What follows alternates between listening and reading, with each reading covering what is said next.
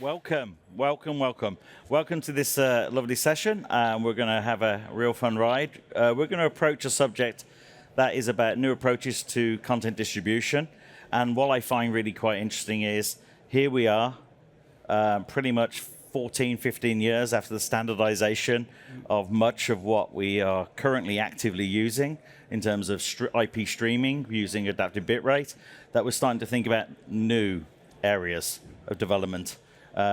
Normally, after about 15 years, you would say the market was super mature and almost dead. But no, we're having new things coming through now, and I think we're here going to talk about some of those. So who I'd like to introduce you to? I'd like to introduce you to Lars Larsen, who is the the CEO and co-founder of Varnish Software, which is a fantastic name, by the way. Fantastic. I'll get my brush out later. And of course, Laurent Cooperstitch. Exactly.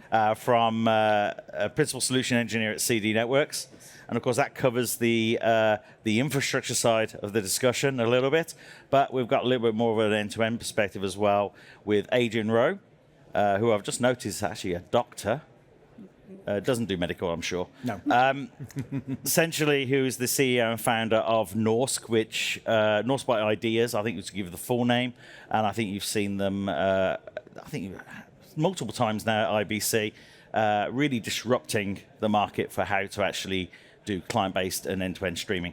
So, really, then, what I'd like to do then is to begin with introducing Lars, who's up first, to give a short presentation.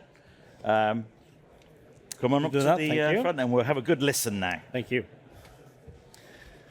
So, I'm Lars Larsson. I'm one of the founders of Varnish Software, which is probably a reasonably well-known piece of software in the streaming industry. The core of our software is open source. And if you look into the world of CDNs, CDNs are generally based on 1 out of 3 open source products. So it could be Varnish, it could be Nginx, or it could be Apache traffic servers. So wherever you go, you will run into a lot of Varnish and Nginx and Apache traffic server.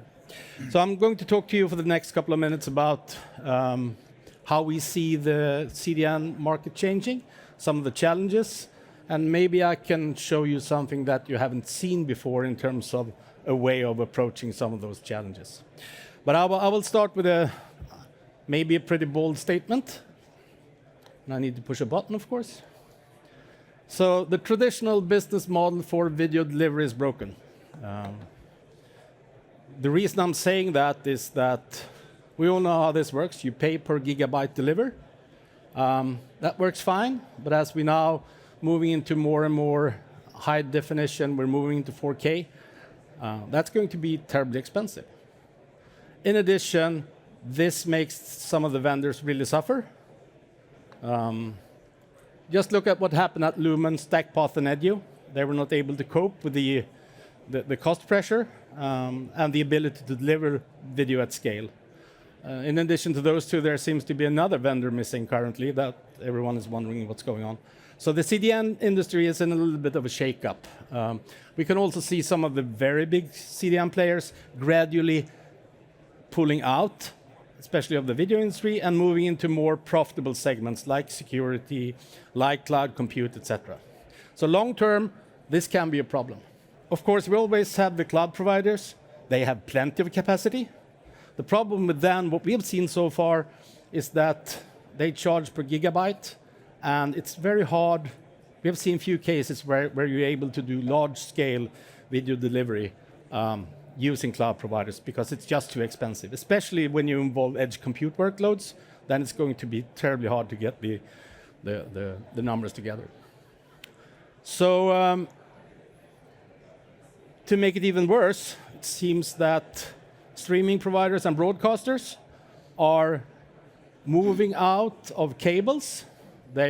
Some of them are even stopped doing terrestrial networks, and that will put even more pressure on capacity that you need from time to time. So TV4 in Sweden, which is a big channel, they have multiple channels, they have announced that after New Year, they will no longer make terrestrial broadcast. We have the big American companies who are separating their companies into cable distribution and streaming.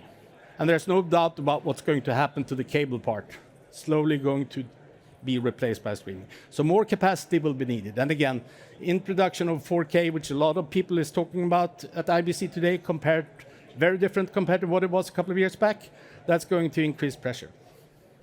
So again, capacity will always be there. It's a matter of who will deliver it and how will you, as a broadcaster or a streamer, get access to that. So there are different ways of dealing with this. Of course, as we've seen some of the global giants do, you can build your own CDN. Make sure that you have capacity available in all the regions where you have eyeballs. Building a private CDN is not rocket science today, but it requires a little bit of capital expenditure. It requires some piece of software that you need to maintain, and you need a operations team working 24/7. So it is a rather big undertaking, and you have to do the investment long term. Then there's another model where you basically can buy a fully managed CDN. Someone taking care of everything. It will be just like running your own traditional CDN, but the difference here is that everything is delivered from dedicated edge bare metal servers, sitting in various places, usually in the big ISPs or carriers or telcos where you need them. And this model is capacity-based. So what you do is you basically pay for the amount of capacity you need in terms of gigabits per second or terabits per second, and you get billed a fixed monthly fee. So you can basically fill those servers as much as you can, and that creates some interesting effects. Usually, or in our case, edge compute is something that you get for free because you already own the server, so to speak. You're the only tenant on that server, and you're able to innovate, and you can do edge compute, and you can do other stuff. You're not restricted because it's a private CDN. So this is a model I think we will see more and more of, especially in certain regions where capacity is a problem, or if you have other reasons why you want to do this. I've spoken to some companies who have done this themselves, not the global giants, and they're like, this is the best thing. We're in full control. We have zero problems. So for some companies, this could be an interesting model. Now, how this plays out, again, is different. So this is actually from a POC we did over summer. This customer is now in production. And we measured week by week how many petabytes this customer delivered. So you can see week 27, around 3 petabytes. Then they went a little bit lower. On week 29, they were up again to 5 petabytes, and then they continued to increase. And since the cost is fixed, there are no other costs here than a fixed cost. You can see how their price went from 0007 up to 0008, and then down to 0003. There's still adjustments to do here, but if you have this kind of traffic, you can drive your cost per gigabyte delivered really, really low. So this is a new model. It's not for everyone. We at Varnish Software or Aura Streaming, which is the brand that are doing private CDN on Varnish Enterprise Software, we say that usually 5 petabytes or more per month is what you need to make this fly, because you need more than one server to have a CDN. But it's something that I think we will see more of, not only from us, but also from other vendors. That's it. Thank you.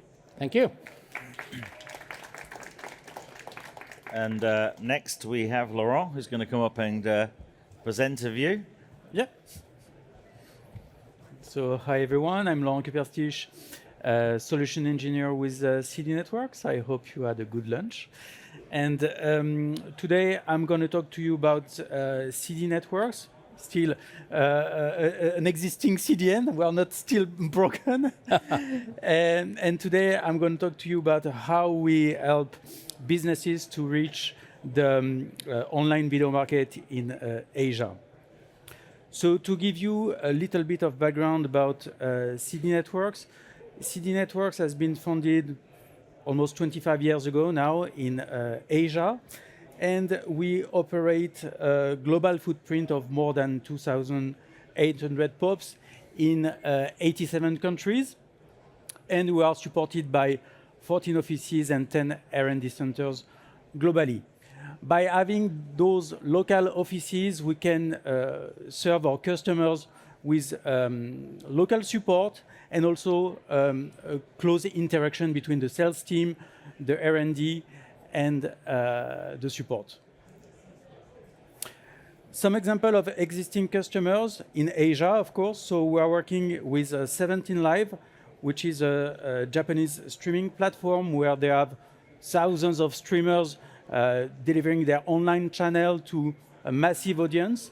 And they are needing like FLV, large volume distribution, in order to save cost on their delivery. And with CDNetworks, they are able to reduce the latency as low as 3 seconds to make sure that the interaction between the streamers and the viewers is efficient. Another example with an OTT platform in Vietnam, which is K+. And K+ was slightly different because we have been able to develop a tailored solution to improve the overall viewing experience. So it's not just about technology, it's also about helping customers to improve their platform and make custom solutions for them. Finally, another example for e-commerce in this case, which is Shopee, an e-commerce platform. And in this case, during the high sales season, like Black Fridays and so on, they are setting up like live channels to promote their product, and we have been able to absorb any type of traffic increase to make sure that the end users get a smooth and interactive experience. So a couple of examples to show you how CDNetworks can help customers in any type of industry, from e-commerce to streaming platform or OTT providers. At CDNetworks, we run an extensive platform globally with more than 200,000 servers with a capacity exceeding 200 terabits per second, in order to make sure that all the users, starting from Asia, going to West, got a local experience in terms of performances. Also, we are not forgetting the emerging markets. So we are investing a lot in Southeast Asia, in Asia, of course, but also in Latin America, where the demand is rising a lot, in Middle East, of course, and Africa. So it's not only about Europe and US, but also emerging markets where we differentiate a lot. In terms of product and services, of course, we handle content acceleration for your static resources, but also dynamic for all the dynamic content between users back to servers, and also media acceleration on demand or live.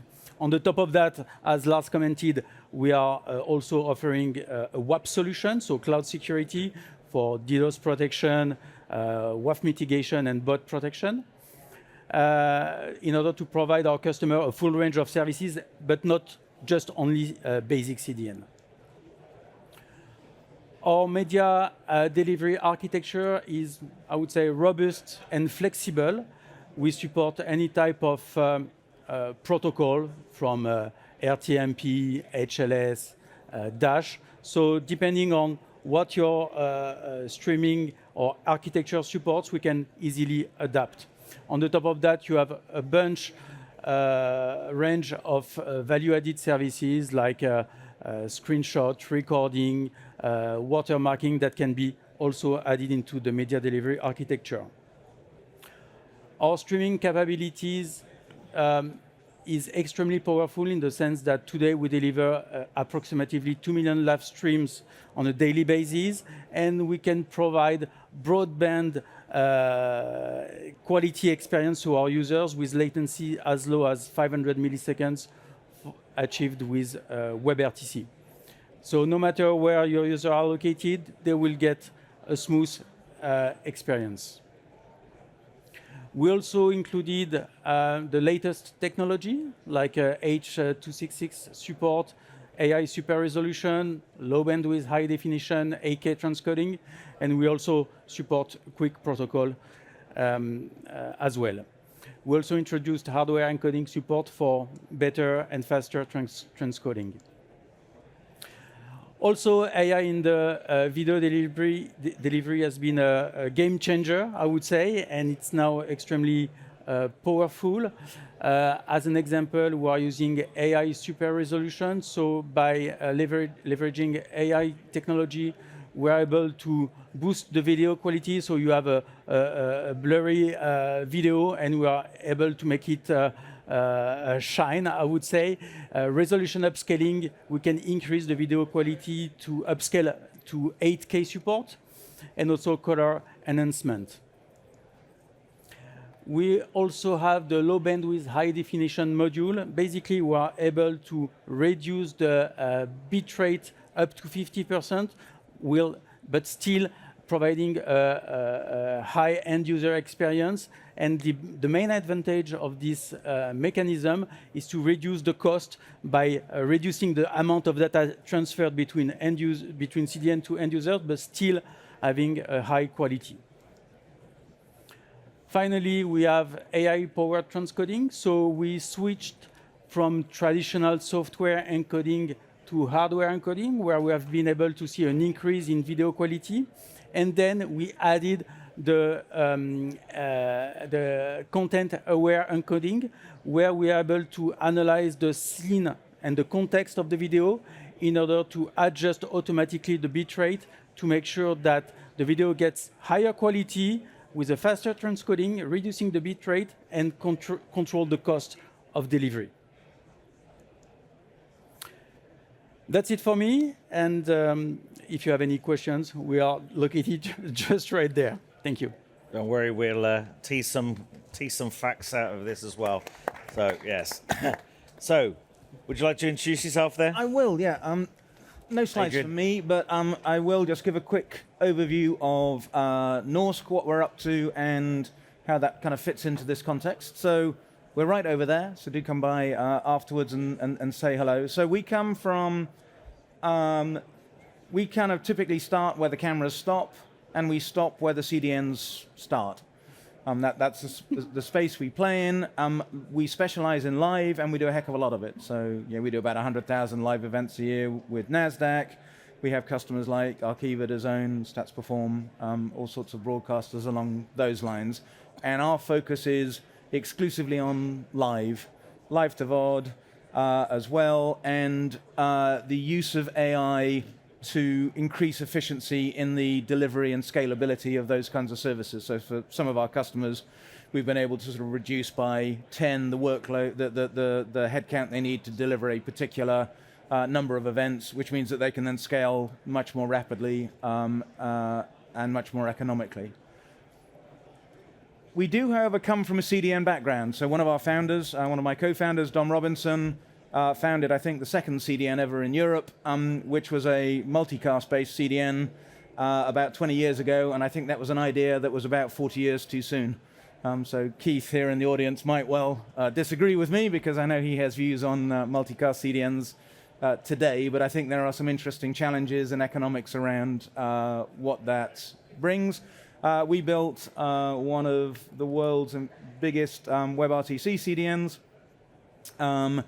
and we also interact daily with a large number of CDN providers and partners, and we get to see the kind of the business end of it. And there are two areas that we are particularly passionate about in that context. One is, how can we minimize the burden of making sure things are going the way you want them to be? When you're operating at scale, that can be a very, very challenging task. So you have a whole bunch of information flowing from the center to the edge, and a whole bunch of information from the edge to the center. And I want to make decisions during my live event that make the user experience better. So what kinds of technologies can we facilitate in order to make that exercise a fruitful one? And then we also have kind of technical opinions. So for example, I think Media over Quick's been mentioned already. We were one of the early authors of the draft specs on that. We have a draft 7 compatible capability on that. and really interested to see where that goes and how that can disrupt the market, because frankly, I think it is just a better mousetrap. I think it really ought to change the way the industry does business. And then finally, back to the context of how can I make a real-time user experience better all the way through my supply chain. Well, obviously we have monitoring and AI and support and all that kind of stuff. But how can I deliver that all the way downstream, ideally to the player? And so, again, we're one of the authors of the CMSD-MQA spec. So there you go. There will be tests later. So CMSD allows you to take metadata and insert it into the stream at the packaging stage, and then have that metadata flow all the way along through your packager, sorry, at the encoding stage, so it flows through your packager, through your CDN, all the way down to the client devices. And that standard allows you to put whatever metadata you want in there, so you can put all sorts of stuff, but the MQA, the -MQA bit, is the media quality analysis aspect. So if you look at an operation at scale, you'll typically have some origination services, possibly multiple ones, maybe a separate packaging service, possibly multiple ones, handing off to CDNs, almost definitely multiple ones, and then handing off to multiple end user consumer devices. Into that, in order to work out what's going on, you typically then have large scale events will put lots and lots of probes into out into the world to try and monitor in real time what's happening. What CMSD MQA points out is you already know the answer to that question, because at the origin, as I'm encoding all of this material, I can work out the VMAF score, I can check the quality of the audio, I can do all of this stuff and provide exactly the kind of statistics that your probes are going to have to be recreating whenever they receive a stream. And probes are problematic potentially problematic for a number of reasons. One is they're not the cheapest things in the world. Yeah, rightly so. They're very clever pieces of kit. Two, especially if I have extremely high value content, those probes typically have to have DRM keys on them, and that can be extremely problematic as how I manage that and do that securely and so on and so forth. Whereas if I am taking quality metrics, inserting that at the encoder, that then allows me at a packager, for example, to look at that quality data. I've got two encoding centers. One of them was suffering from rain fade. The other one was having a good day. At that point, my packager can say, okay, that's great. I was using the primary source. I'm going to transparently switch to the secondary source because it's getting a higher quality score. I can then start to do that through my CDN handoff all the way through to the player, where the player can make quality-based decisions as how it can give the user the highest quality experience it possibly can do. So we're really excited about where those kinds of technologies can help bring the CDN and the large-scale live event experience forward and better, but we do it from kind of right at the far left-hand side of the experience. Right, thank you. Okay, so now we get into the Q&A part of this. And actually, I want to cut to the quick to actually, Lars, you raised an important point about some of the challenges of the current evolution of content distribution right now.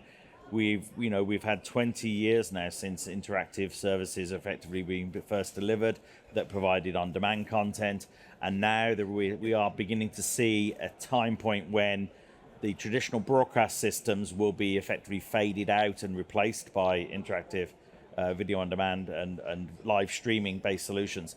But looking at the way the market has developed with CDNs, you drew attention to the fact that the financial underpinning of CDNs has been challenged in the last few years, which is a really interesting and really problematic thing because of the fact CDNs are necessary. There's no one removing CDNs. Not all the technology delivery approaches in the future, CDNs are necessary. And that's a financial issue. So maybe you could just elucidate more around that financial issue for us. I mean, it's all a cost of production. I mean, CDN struggle to they do massive capacity investments in the infrastructure needed.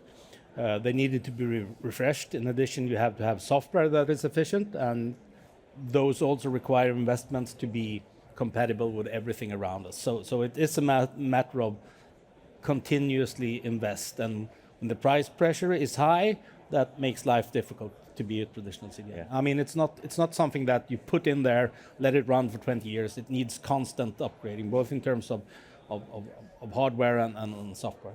Okay, and Laurent, you actually presented something. We're not even explicit about it, but you actually gave part of the answer for this in the fact that your organization has the CDN aspect, but there are lots of bells and whistles on top of that effectively you'll see almost as value adds. Is that a correct way of describing it? Yes, indeed. So it's true that the price pressure on the CDN is crazy when it comes to large bit pushing customers. The more data you push, the lower price you want. But we try to manage that in two aspects. First of all, it really depends on the region where the customer wants to deliver their traffic. You know, the bandwidth price may be totally different from Europe to Taiwan, where it's sky high. You know, so that's a first aspect. And on the second hand, I would also say that we try to mitigate that price pressure and on promoting additional services where the margin may be much more higher than just delivering data. Yeah, yeah. And of course, as the main service, the primary service we consume are the ones delivered over streaming, there's more opportunity for people to make best use of those additional value-added functions. Yes. Yeah. So here's an interesting question for you. Well, I was about to disagree with what you said earlier, if I may. Oh, okay, first. yeah, please But, disagree. We'll have a good disagreement. You said that the world needs CDNs. Yeah. And it doesn't. It needs the ability to reliably deliver content to your target audience. Mm-hmm. And exactly the same way that Laurent provides kind of value-added services into encoding and transcoding and so on and so forth, where I think the market is likely to head is you know, it's partly what Lars has encapsulated with the kind of private CDN market, because one of the things that is increasingly common amongst our customer base, and I think just increasingly common, is that you have large numbers of large amounts of content that is of interest to smaller audiences. And especially if those audiences have geographic density, so they're all in New York or whatever, do you need a CDN to deliver those? You absolutely do not. Yeah, you absolutely do not. Where you need a CDN is if I'm trying, it's to do the hard bits. You know, I've built a CDN in the past. It's really, really, really hard. But the happy path is really easy, not least because of things like Varnish Software. And so I think actually, and where's all of this pressure coming from? You know, Lars is doing at a kind of corporate level his, you know, XYZ petabytes, but if you look at starting prices for your typical CDN, if I'm delivering, you know, XYZ, you know, terabytes a month or whatever, comparatively low volumes, that's going to be what, I don't know, 5 cents or something like that. You can get direct egress costs, you know, off numerous cloud providers at well under 1 cent. You know? So if I'm targeting audiences in specific parts of the world, yeah, is that going to help me get to developing economies and so on? Absolutely not. But does the world need CDNs? No, it doesn't. It needs an ability to reliably deliver to its target audience. So and those are different things. So CDN is an answer rather than the ultimate goal. And it's the right answer when it's hard. And I think increasingly there's pressure for when the answer's easy, for it not necessarily to be involved because of all the economic drivers that you know the industry is extremely well aware of. I agree, 100%. I mean, we're first and foremost a software company. Put our software, put it in the cloud, put it on a server, deliver it to your local audience. It works brilliantly. Yeah. Okay. And so I suppose the key question here, that's really talking in terms of the issues surrounding the CDN market today, that's very much a cost issue, a financial issue. I would say so. Are there technical issues that are left that need to be resolved? Because maybe that discussion about not needing a CDN is part of the technical implementation issue rather than the cost issue. You can also cheat, frankly. Yeah. Because the kinds of things you can do is you can set up a micro CDN, and when it starts to get busy, you can hand off to a grown-up CDN. Mm-hmm. Yeah, and you can do that dynamically during the course of an event. So I think increasingly there's going to be downward pressure on CDN economics for all but the, delivering the IPL final to 200 million people or whatever, that's going to take a CDN. It always will do. There's some very, very hard challenges around that. Yeah. But going from, I'm currently delivering to 5,000 people, I'm happily doing it on the server that's twiddling its thumbs, suddenly I get a spike, well, hand off to a grown-up CDN. At which point everybody gets, that's not great for CDNs because they only get to see the difficult stuff. Yeah. It's true. We have that this case with many customers where they have this hybrid approach where they have either their own origin to handle the regular traffic and then switch over a CDN when they know they don't have enough capacity to handle peak traffic. So yeah, exactly. Yeah. I mean, it's common usage, and as well with customers using the multi-CDN strategy, either for failover or either for optimizing the performances in certain region. So we are quite familiar with this type of situation. Okay, so it's actually, you're talking here about that. It really isn't an either-or situation because, you could be talking about, because a lot of time when people talk about CDN, they really mean public CDN and basically paying somebody to deliver a certain bit rate. But CDN is much more than that, as Varnish has very, very clearly demonstrating that the private CDN is a key factor. And there are maybe companies out there, and there are companies out there that use private CDN and never thought about public CDN whatsoever because their strategy is different. Yeah. But is that the way out for CDNs as well? That there actually there's a CDN for the best purposes within the solution needed by the customer, by whichever it is, whether it's a big operator who needs to have consistent performance and it will pay a premium for consistent performance, or is it the customer who actually needs capacity in areas they can't cover themselves? So what do you think, Laurent, about that? Well, we have the two scenarios. We have customers coming to us saying, okay, we have new business in certain region where we don't have any local presence, where we can't deploy servers and we need capacity instantly. So that is the first case. And then we also have customers where obviously it's not just about CDN, but also part of the need of value-added services, where it's not only video delivery, but it's a full ecosystem of website delivery, DNS, security, storage, but as well media delivery. So I would say we are a good generalist, meaning that we are not only focused on media delivery, but as well in the entire web delivery, starting from DNS to SSL to security and so on and so forth. So it's not just about media, I would say, for us at least. Yes, indeed. So taking that forward then in terms of the other utilities of add value-added services that you place in and around CDN, whether it's public or private, what are the applications for, say, edge compute in this day and age that you see your customers effectively having a demand for? Maybe Lars, you can start with that one. So one of the things that we have discussed with a lot of people here is tokenization in order to secure content. There's a lot of discussions around anti-piracy in general. That seems to be a common topic. Of course, we need to protect the content owners' IP rights. So that seems to be something that is a recurring theme. I think what we will see for the future, I think we are going to see AI inference models that can help us with personalization and give us a completely new experience as viewers. That's going to take a little while, and we also need to make sure that we can run these AI inference models on regular CPUs. If not, they're going to take too much power and it will be too expensive to run them on CPUs. And I think we've seen some things here on the show. I think Broadpeak and Intel had a pretty interesting demo of how they ran through an AI model on a regular CPU.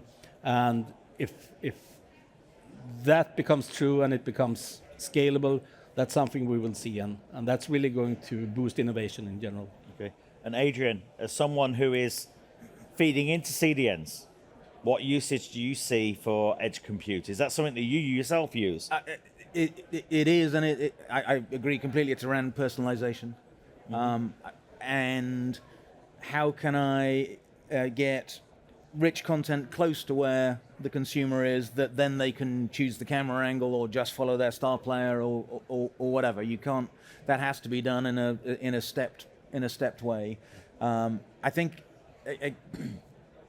I also think AI will be a really important part of that. I actually think it'll happen the other way around. I think having neural processing units is, my phone's got one, your phone's got one, system on a chips are going to have them real soon. So I agree right now, if you want to do it today, you have to have your AI models running on generic CPU, but I don't think that will be the model for long. No. Okay.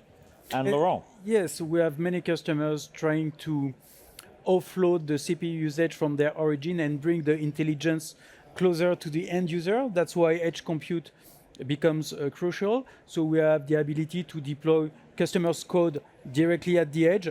So the main advantage is having the users connecting to a local point of presence. So instead of going back to the client's origin to have that logic calculated, so it's done at the edge. So it's always beneficial for both clients because customers, they reduce their CPU usage, and customers at the end, they've got a much more better response time. So edge compute is definitely, I would say, more and more used by our customers to offload their origin and to bring intelligence to the CDN. Is that really going into sort of even like edge encoding, basically, for example, for personalized content that is only directed to a single customer?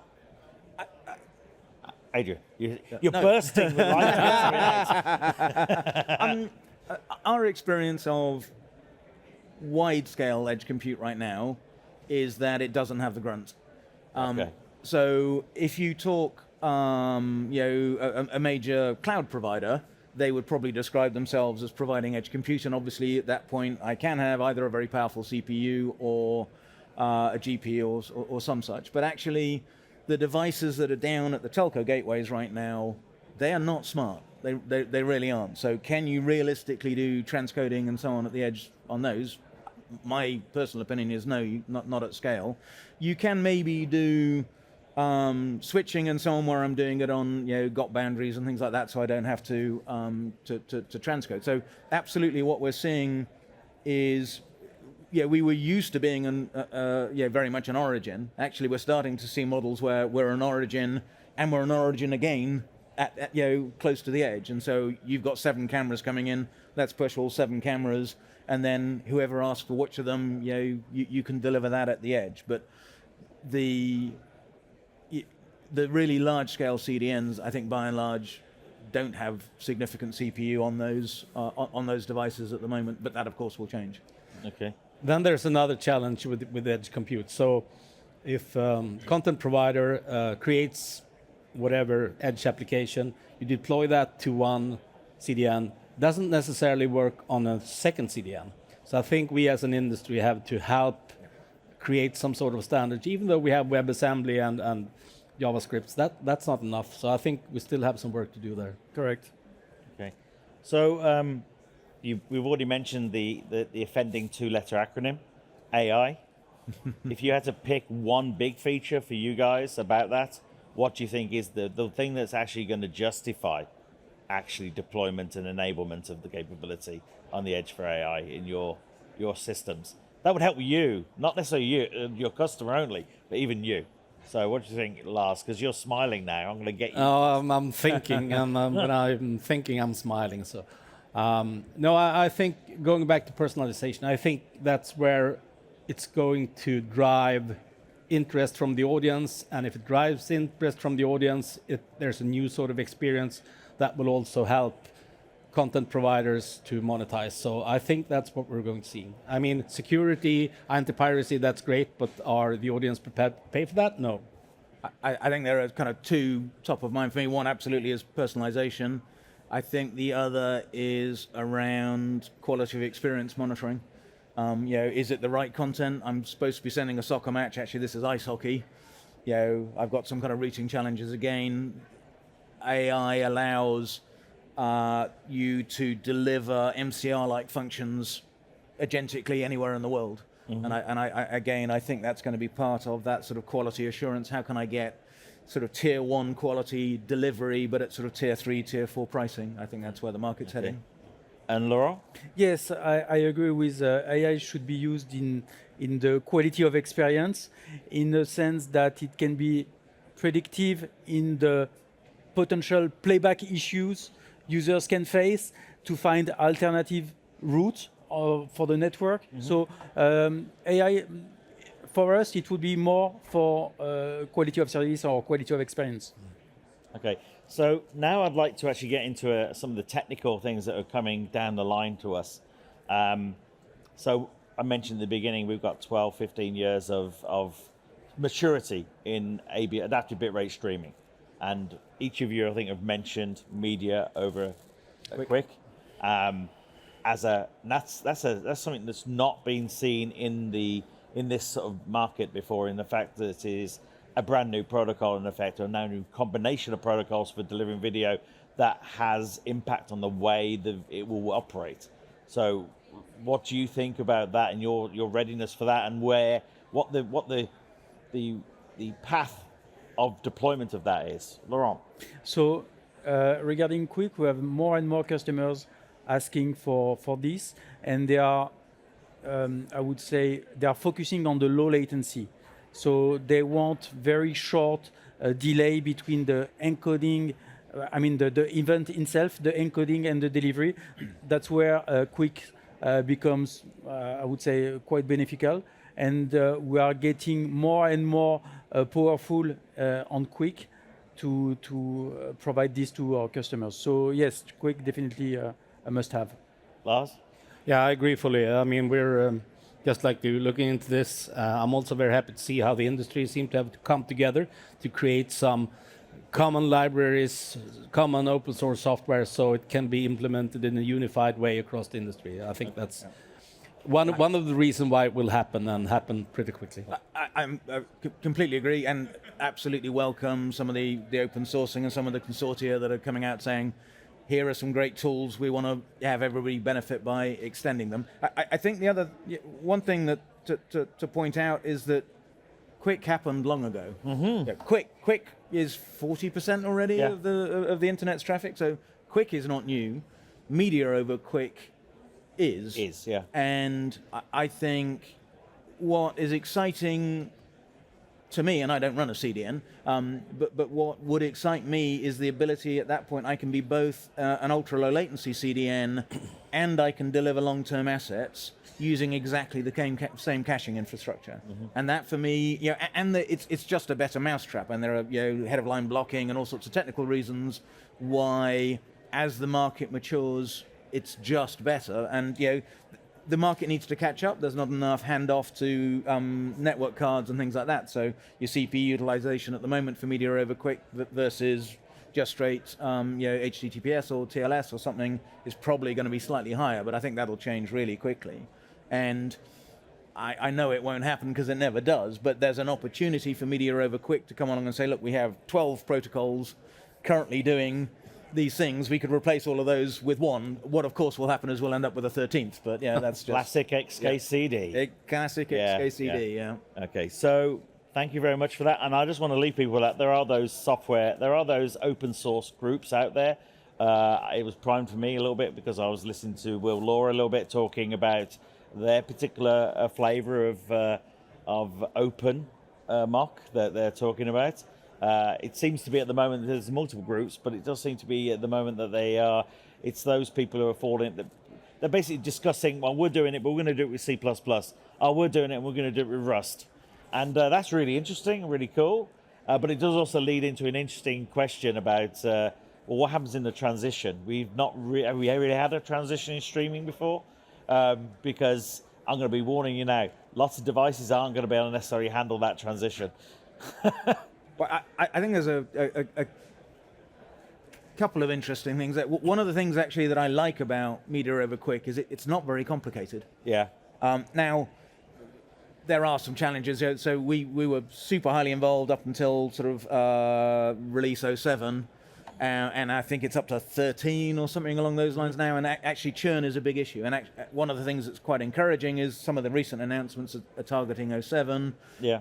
And some of the people who are already in production with it are targeting 07. But actually, having a really good quick stack That's hard, but there's dozens of those. Some of them are really, really, really good.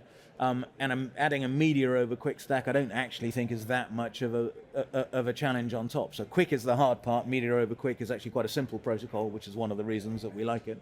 Well, let's hope that the next IBC they'll show some results of that. And then we can figure out what problems come from that. Thank you very much for your time today. It's been really interesting, and I'm sure there is plenty there for people to now to go and scrabble about on Google or ChatGPT and find out about all of those new ideas and new concepts. Thank you again for your time. Thank you.